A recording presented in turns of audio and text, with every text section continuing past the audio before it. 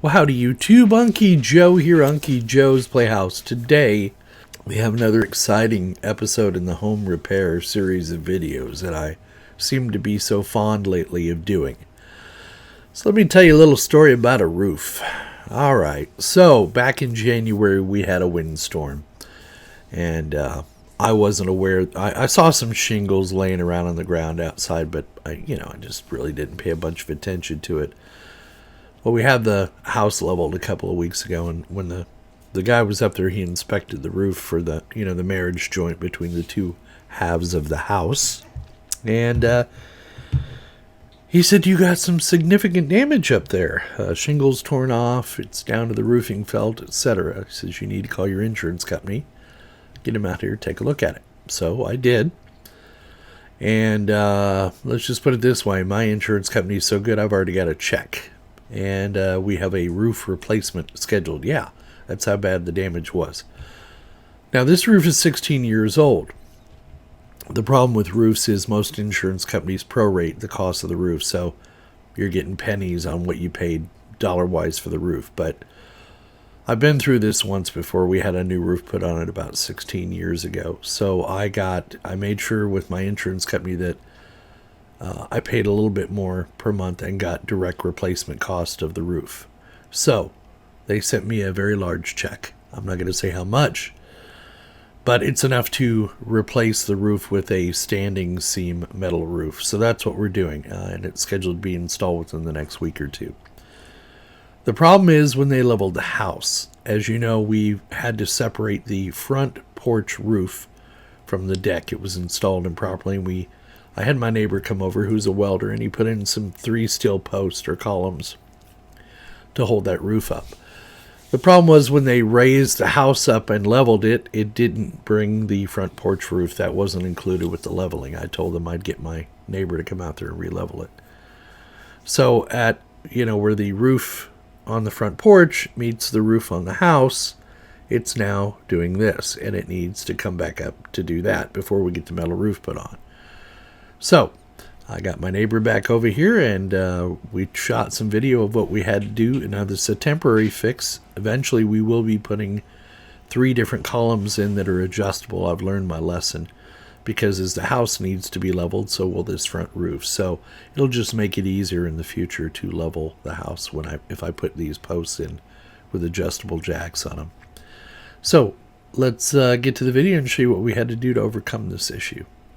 Alright, so we're going to get this party started. So, as you can see, Joe and I are hard at work determining how much out of level that porch is, or the porch roof is. He's removing the lag bolts that he put in, and we're discussing the best way to go about this repair.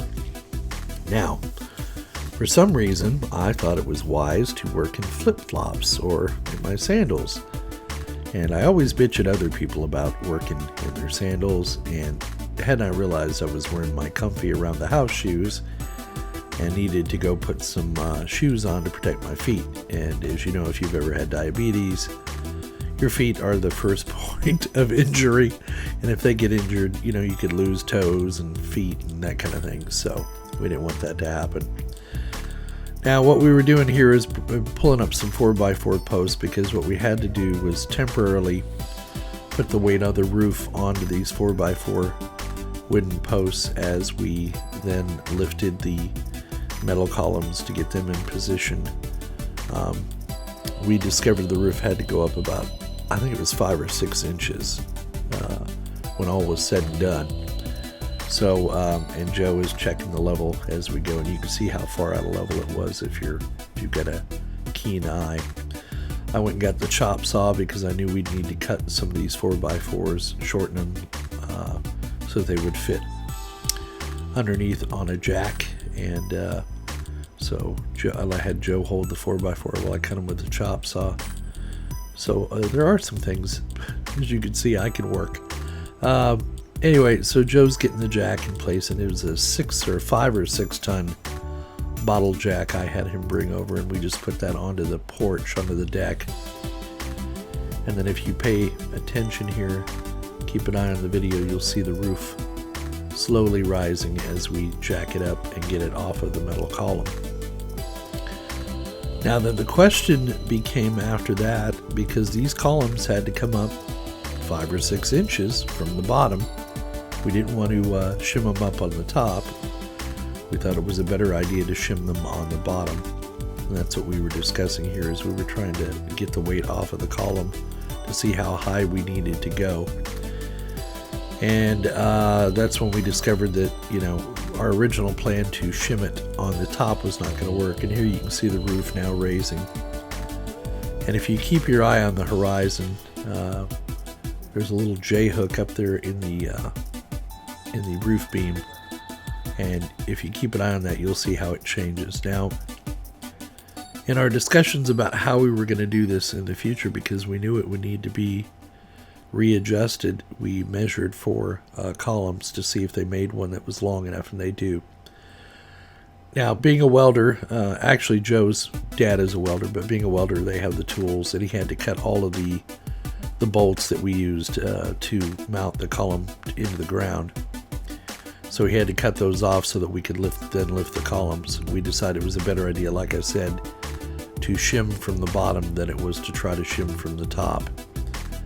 And what we've ultimately decided to do is build a box, a concrete box. We'll do it about 3 or 4 inches and sink some studs into that, and then we will put the new posts on that are adjustable, so that in the future, if we need to re-level this porch again, or the porch roof, we'll be able to do it. I went and got a smaller bullet level. You can see here's a 4x4 block, so we're going to put that underneath the metal column, and that'll lift that column up enough to give us the required height on the roof. So, and it's a little unnerving being, I'm not what I would call a scaredy cat or anything, but it's a little unnerving when you got all this weight above your head. And as you can see, if you look at that center column, as we raise the roof, it's getting less and less attached to that center column. So that means the weight is being pulled off of that, and that center column, that center beam, can tend to bend as you take the weight and redistribute it. And as you can see now, if you look across the street, we can see that hole next to the telephone pole. You can see the whole entire pole that was near it. So that gives you an idea how much we had to lift.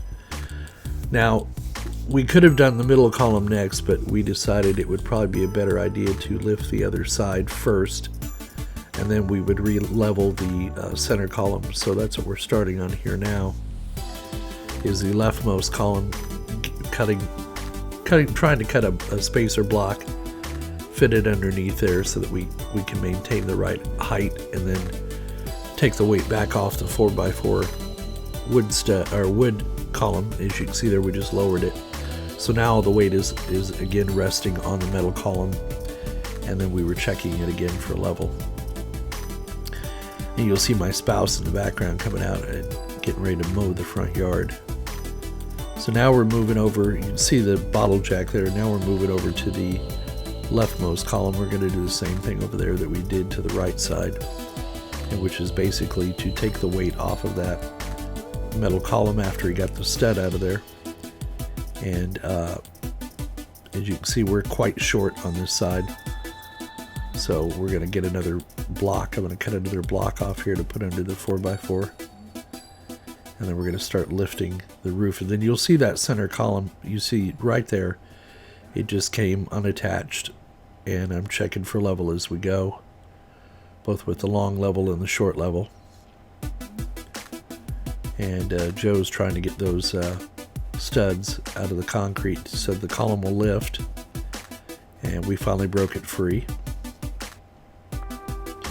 So you can see how far out of level that roof was, but I think we did a fairly good job on it.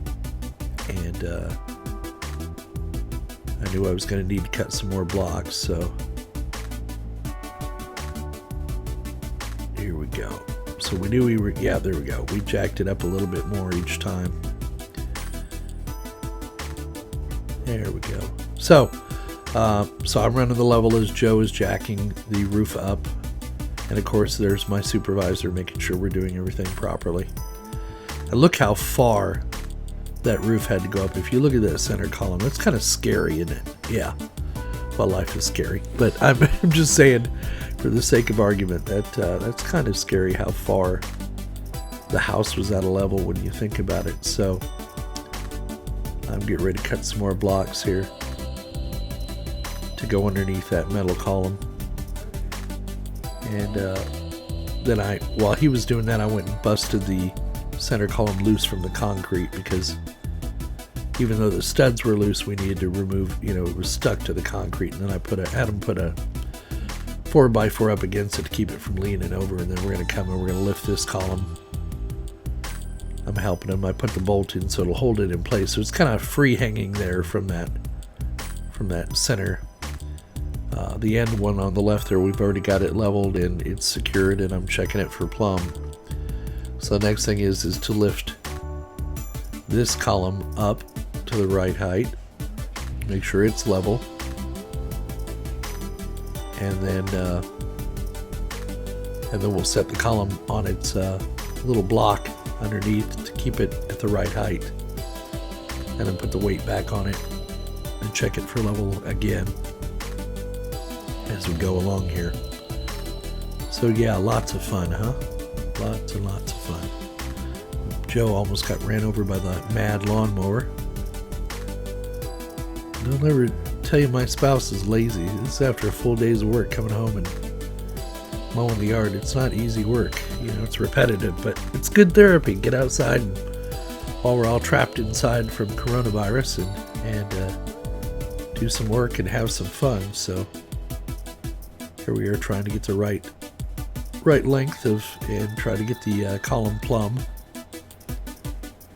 And it looks like we were successful. We got the weight off of it, and there you go. Now we're standing there discussing how we're going to bring the height of the base up for those new columns we're going to put in after the new roof is put in. And if you look now, you can see my neighbor's house clearly. You can see that my neighbor's yard across the street. You weren't able to see all that before. That gives you a little idea of how far we've had to lift that roof to get it level. And I wish I had taken a picture of the top of the roof from far behind so you could see it. But the peak of the roof, where the roof joins the house now, the shingles are in a little triangle shaped like a tent, because the roof is now level.